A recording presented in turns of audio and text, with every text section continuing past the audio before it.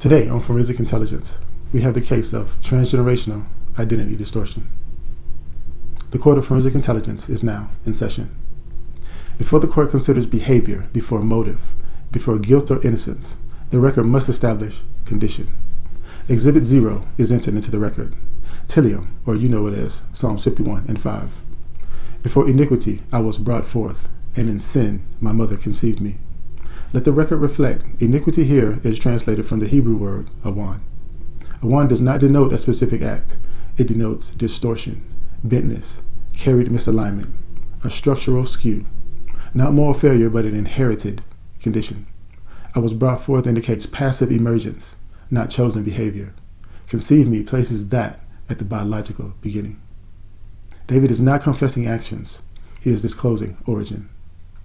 What the scripture names awan, science now describes as epigenetic inheritance, the transmission of stress, trauma, and survival adaptation through biological expression before a conscious choice exists.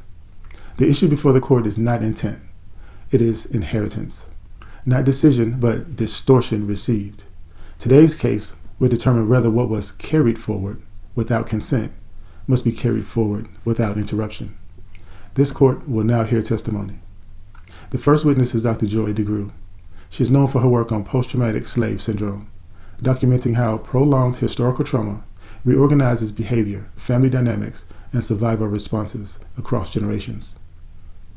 Post-traumatic slave syndrome is an explanatory theory that really looks at multi-generational trauma.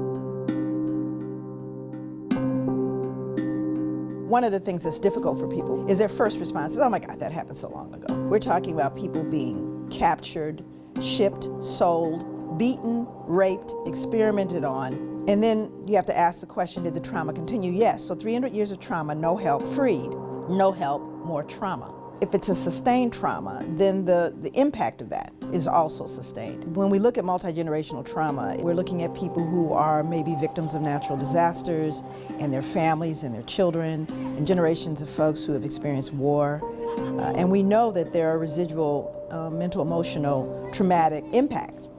And what I did was I started to look at the African American experience, starting with slavery, as a real clear long enduring trauma. So I started to see that there were clear connections between that survival behavior and contemporary living in African American experience.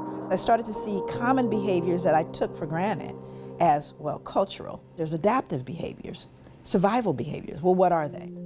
Let's just say 2019, you have a black mother and a white mother. The sons go to school together. They find themselves at a meeting.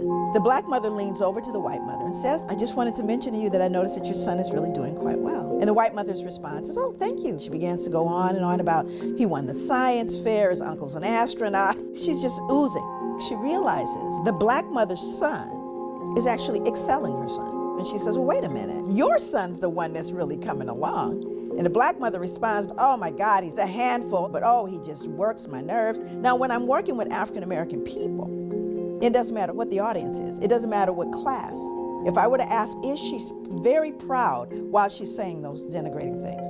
And everybody laughs and goes, of course. There's a secret. Because everybody black knows that even though the black mother is going, oh my God, she's really proud. So now let's roll that scene back 300 years. And let's say this black mother is working in the fields and a white slave owner comes through and says, wow, that boy is really coming along. What is she gonna say? No, he's not. He's stupid. He's shiftless. He can't work because I don't want you to sell him. So I denigrate them to protect them. That is called appropriate adaptation when living in a hostile environment. The little white boy, say Timmy, he feels really comfortable and happy about what his mom just said about him. And Trey looks at his mom and wonders, why can't you be proud of me? Because he doesn't understand the secret yet. And by the time he learns the secret, he will have already been injured by it. Post-traumatic slave syndrome. PTSD is a disorder that occurs as a result of a single trauma. You don't even have to be there to actually get a diagnosis of post-traumatic stress disorder. You could just hear about something horrific happening to someone you love. So you have people who have experienced it firsthand, people who have witnessed it in their environment, right? People who are continuing to be oppressed, that exacerbates any possibility of healing. So it's not post-traumatic stress disorder, because then it becomes part of what we call your socialization process. So you begin to normalize a way of living and being, everything from what we eat to what we believe it means to be a friend. You know, all of these things are colored by history. And if you don't understand it, you're going to fold in things that you've just assumed are normal. But post-traumatic stress disorder, you know, exaggerated startle response, outbursts of anger, feeling of foreshortened future. There was a point where there were, African-American children in different urban settings that didn't expect to live to be adults because they saw so much death, that they started planning their funerals like at 13, 12, as young as 10. When you start looking at the simple biology, you start looking at the impact of stress on health. And while we look at general stress, we know finances, you have illnesses, all these different things. How about being Black? How does factoring in being Black in America impact your stress level and therefore your body's ability to operate its own immune system? Because we know it compromises the immune system. Once you understand it, then you can deal with it. Because you see, it's habitual. You're socialized. It becomes part of your being. So one of the ways you begin to address that multi-generational trauma is to work with the people it directly impacts, to hear from them. And when you give the people the information, they can use it. I think the first order of business is beginning to have a conversation. And the other is to educate the larger society. You have to stop the assault. So this is not purely a clinical thing. This requires social justice and change. That's where part of the healing is. It's not in a clinical setting or in a pill. It's in fairness and justice and safety and equity. We got to work with some of those clinical things, some of those issues of panic and anxiety. And we also have to deal with the fact that you have a system that is set up to oppress you and to continue to injure you. Both those things have to be dealt with. And they cannot singularly by themselves affect a change. They have to be done collectively. Let the record reflect. What presents as culture or character is often unresolved survival architecture. We call witness number 2, Dr. Melissa Ilardo.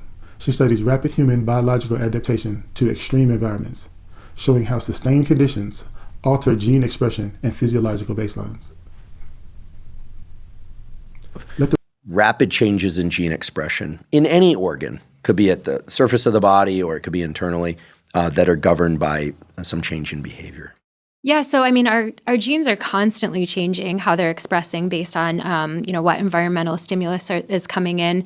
So we have, these changes that happen on the order of, minutes or hours or things like that. Then there's also changes that we're finding out are happening kind of over generations. So we now know that there can be epigenetic changes. So these are changes, little modifications to the genome that happen by molecules actually attaching to the genome and changing how genes express.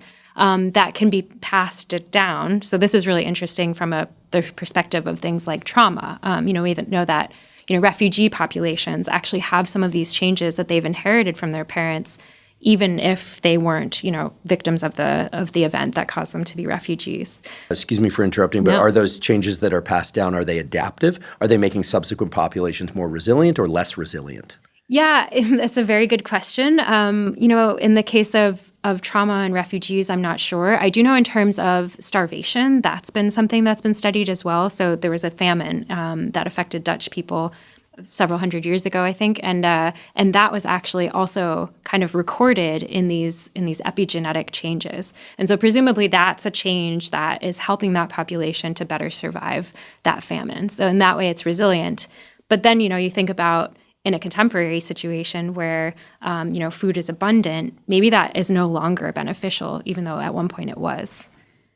And so then we have this other kind of order of change, which is, actual changes in the genes themselves that either arise from mutations in, these single base pairs or at many different sites, or things like variation that's already present in the population at a certain amount that then, increases in frequency throughout the population. And this is where a lot of my work has focused. And these are changes that until recently we thought would take 5,000 years, 10,000 years at least. And now we're starting to understand that maybe that can happen in as short as 1,000 years, 2,000 years. Let the record reflect. Adaptation is not healing. It is biological choosing. It is biology choosing survival over peace. In close, the evidence is uncontested. Trauma can be inherited. Adaptation can be encoded. But transmission is not destiny. What was passed down without consent can be interrupted with alignment. The verdict? You are not merely the defendant. You are the judge. This court recognizes your authority to end the pattern. This court is adjourned. This is Forensic Intelligence. I'm Jay Rush Philosophy. Stay focused, stay forensic, stay aligned.